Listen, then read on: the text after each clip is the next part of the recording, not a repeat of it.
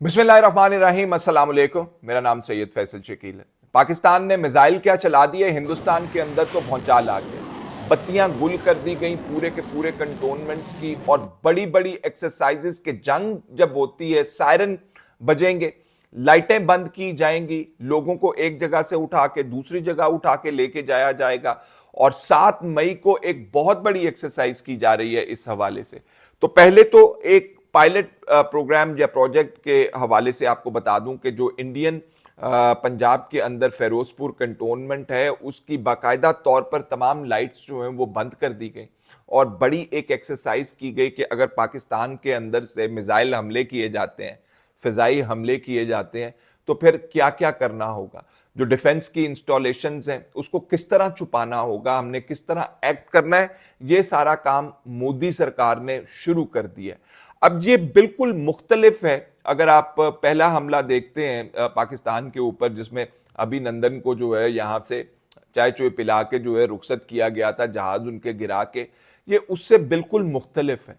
ये एक बड़ी जंग की तैयारी या बड़े हमले की तैयारी के अंदर ये तमाम मामलात जो हैं हिंदुस्तान के अंदर किए जा रहे हैं। क्यों किए जा रहे हैं ये भी मैं आपको बताता हूं। जो मोदी सरकार ने तमाम तर पहलगाम का ड्रामा किया है, वो ड्रामा जो है, उसका स्क्रिप्ट जो है वो फेल हो गया। पूरी दुनिया जो है सवालात उठा रही है, क्या क्या सवालात उठा रही है वो भी मैं आपको बताता हूं। लेकिन पहले ये जो एक्सरसाइजेस की जा रही हैं इंडिया के अंदर, ये खौफनाक है।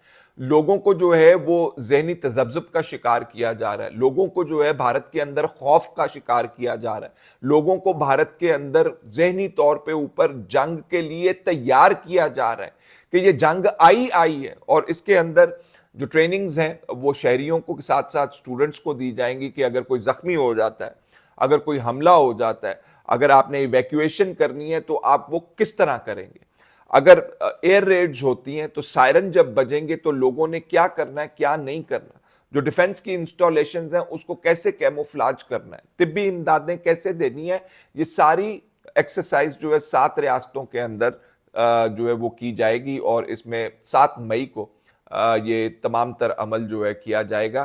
तो जो मोदी साहब इस वक्त करने की कोशिश कर रहे हैं, वो अपने तमाम तर फेलियर्स जो हैं उनके रिएक्शन के अंदर कर रहे हैं कि देखो पाकिस्तान जो है वो तुम पर हमला कर सकता है। क्यों हमला कर सकता है? इसलिए कि मोदी साहब ने अपने सियासी ऑब्जेक्टिव्स को अचीव करने के लिए काम तो कोई ना कोई दिखाना है, और वो इस हवाले से तुले हुए हैं। इंटरनेशनल कम्युनिटी को भी वो कह रहे हैं कि जी हमने तो पाकिस्तान को सबक सिखाना है। ये उन्होंने किया।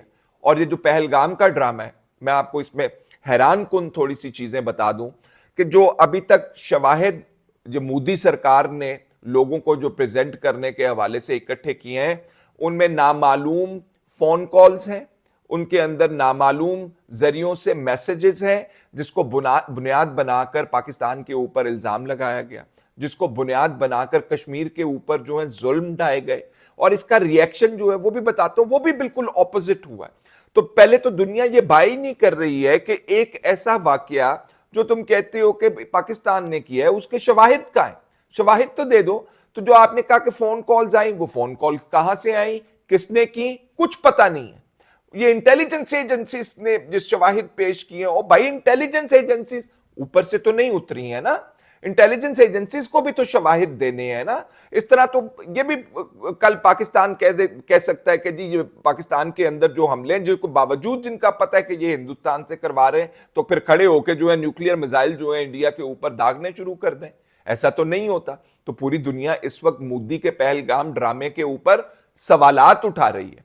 और मोदी साहब जो है, जो इस वक्त मैंने पहले आपको कहा कि जहनी तौर पर शदीद बहरान का शिकार है, एक बुखार के जंग के अंदर मुब्तला हैं, वो इसलिए कि ये ड्रामा फेल हो गया, कश्मीर इंटरनेशनलाइज हो गया। लोग ये कह रहे हैं कि आपने जो 7 लाख फौज लगाई हुई है कश्मीर के अंदर, क्या ये मसले का हल है? ये मसले का हल नहीं है। आप जो डेमोग्राफिक चेंजेस लेके आ रहे हैं, जो बाहर से 85,000 लोगों को आपने इंडिया के दूसरे इलाकों से कश्मीर के अंदर लाके बिछाया है, ताकि कश्मीर की हालात या आबादी जो है उसमें हिंदू आ जाएं और हम कहें कि कश्मीर हमारा है। तो ये आप क्या कर रहे हैं? आपने जो ह्यूमन राइट्स की वॉयलेशन की हुई है, जो लोगों को आपने छर्रे मार मार के, बंदूकें चला चला के अंधा कर दिया है, जो आपने स्टेज ड्रामे किए हैं वहां पे एनकाउंटर्स के, ये आप कर क्या रहे हैं? आप मसले का हल नहीं निकाल रहे मोदी साहब। पूरी दुनिया का फोकस इस वक्त कश्मीर के ऊपर चला गया। पहलगाम ड्रामा जो किया गया वो उल्टा पड़ गया। अब मोदी साहब के लिए जो वो उनके जहन की इख्तरा है कि जो ऑप्शन बची है वो यही ऑप्शन बची है कि पाकिस्तान के ऊपर हमला किया जाए, दुनिया को यह बताया जाए कि जी हमारे पास बड़ी इंफॉर्मेशन थी, बड़ा एविडेंस था और इन्होंने नहीं किया था, इसलिए हम हमला करने के लिए जा रहे हैं। मैं आपको फिर बता दूं, मोदी सरकार फिर मुंह की खाएगी इसके ऊपर, पूरी दुनिया फिर इनके ऊपर थू थू करेगी और फिर पूरी दुनिया के अंदर मोदी साहब का ही ड्रामा लगेगा। मोदी साहब गए इस वक्त पास, उनके पास निकलने का इस वक्त है रास्ता कोई नहीं, और वो लोगों के अंदर खौफ पैदा करके, अपनी अपनी अवाम के अंदर नफरत पैदा करके ये अपने सियासी मकासद हासिल करना चाह रहे हैं, जो पहलगाम ड्रामे के बाद बुरी तरह नाकाम हो गए। अब दोबारा से ये ड्रामा करना चाह रहे हैं कि पाकिस्तान के ऊपर हमला करके किसी तरह अपने पॉलिटिकल ऑब्जेक्टिव्स को अचीव किया जाए। मोदी साहब को पता है कि पहले ही जो काम हो गया उससे मेरी सियासी मौत जो है वो वाकई हो गई, और इसलिए ये आप सारे ड्रामे देख रहे हैं, उधर से ये कर दो, इधर से ये कर दो और उधर से ये कर दो।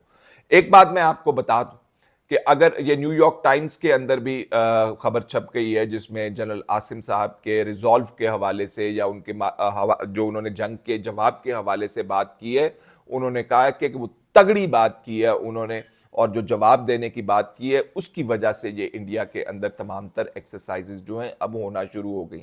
अब ये हो नहीं सकता कि अभिनंदन की तरह ड्रामा किया जाए, यहां पे स्ट्राइक की जाए, यहां पे हम उनके जहाज मार गिराएं और उनके पायलट वापस दे दें। बाजवा साहब तो नहीं बैठे हुए हैं इस वक्त जनरल आसिम मुनीर साहब जो हैं वो एक पोजीशन ले चुके हैं जंग के मोड के अंदर। जेलम के अंदर जो टैंक के ऊपर खड़े होकर उन्होंने बातें की हैं वो कम बातें नहीं है, और अब वो उससे पीछे अब वो टैंक से नीचे उतर भी नहीं सकते जनरल आसिम मुनीर साहब, तो उनको दोहरा तेहरा जवाब मिलना है, जिसकी वजह से मोदी साहब जो हैं वो मजीद बीमार से बीमार तर होते जा रहे हैं और अपनी आवाम को भी बीमारी के अंदर मुब्तला कर रहे हैं। एक आखिरी चीज जरूर कहेंगे कि जिस किस्म की जंगी तैयारियां जो हैं मोदी सरकार ने अब शुरू कर दी हैं, अब मोदी के पास भी स्पेस बहुत कम रह गई है कि जिस जगह के ऊपर जाके वो खड़ा हो गया है वहां से वो अब नीचे उतर आए, बगैर कोई काम किए हुए, बगैर कोई वाकया किए हुए, बगैर अपने कोई पाकिस्तान के अंदर मुहिम जोई किए हुए। तो चांसेस जो है दोनों तरफ से जंग के हवाले से वो ज्यादा एस्केलेट कर गए हैं, बढ़ गए हैं। तो इसमें जो पाकिस्तान की रियासत को इस वक्त करना है वो लोगों को इन्फॉर्म करना है कि लोग क्या कर सकते हैं, जो बॉर्डर्स के साथ बैठे हुए हैं, जिनको अपने घरों के अंदर मौजूद हैं वो क्या कर सकते हैं, आमतौर पर जो पाकिस्तानी शहरी हैं वो क्या कर सकते हैं, अगर किसी किस्म की मुहिम जोई की गई तो उसमें क्या करना ज़रूरी होगा लोगों के लिए। जहाँ पे आप जंग के बारे में बात करते हैं वहाँ पे आप डिफेंस के हवाले से भी लोगों को मालूमात दें, और जो लोग मालूमात की तलाश के अंदर हैं उनसे गुजारिश ये है कि सूरत हाल को ज़रा गौर से देखिए, टेलीविज़न के अंदर जो न्यूज़ है उसकी कवरेज देखिए, जो भारत के मजमूम अज़ाइम हैं उनका क्रिटिकली जायज़ा लीजिए। फिलहाल इतना ही, इजाज़त दीजिए, अल्लाह हाफ़िज़।